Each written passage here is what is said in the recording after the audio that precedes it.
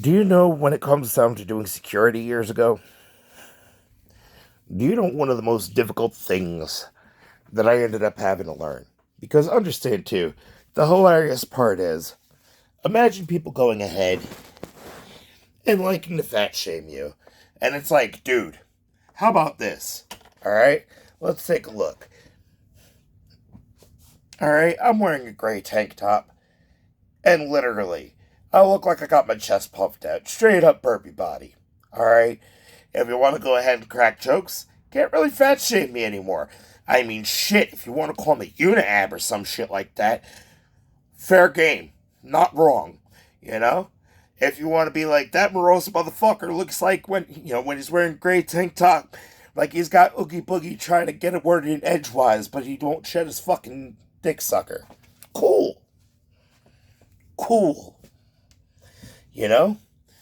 When somebody reaches to the fucking point that with working out, that they literally have to, like, mentally put it together to get their arms. Like, look. Alright? Literally, with the way my arms end up looking, when I have to try to force them close to my body, looks like one of the puppets from Welcome to Wienerville. Alright? Like, this is literally naturally where my arms go at this point, alright?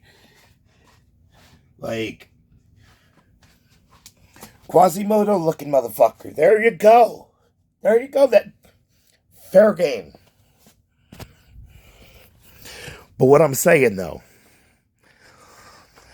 the hardest thing to end up determining when you end up going ahead and learning everything you need to about proportional response, everything comes along with it. Because understand, security is not just about getting rough and fucking people up if they need to get fucked up. You know? You also need to go ahead and be as quick to respond as possible to be able to prevent a either mass casualty situation or a mass hysteria situation that could end up going ahead and causing grievous bodily harm to an innocent bystander that doesn't understand exactly what they're walking into, you know? And also being able to properly determine in a situation or a scenario, because people love to volunteer you know, to get into whatever fucking squabble or petty bullshit that they got going on, you know, and making the determination of, should I step in to, make sure things don't escalate and get out of hand? Or the other alternative that seems a lot of times that people tend to get into. Should I sit the fuck back since this motherfucker brought that shit on themselves? And ultimately they should get to learn the hard way? Because, I mean, when you brought it on yourself, I'm not going to feel bad for you that you got your ass kicked. That's just the way it is. You know? So I'm just saying, in that circumstance, getting to learn the difference between those two, you know, really does make all the difference in the world and end up going ahead and causing a situation from being, for example, like containable,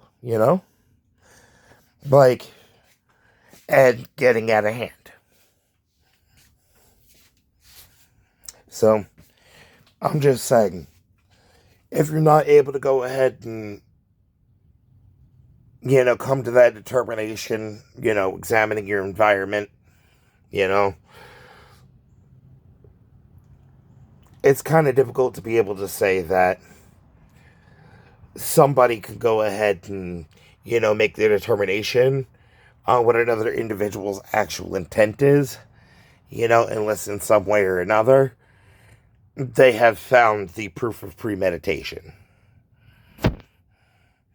And I gotta say, too, that right there ends up being probably the most difficult part when it comes down to prosecutors, and having to sit back being like, how the fuck do y'all deal with the daily stupidity without breaking down? Like, how many of y'all are closet case alcoholics? Like, How the fuck do you keep it together? How the fuck do you remove fuck from your vocabulary, actually?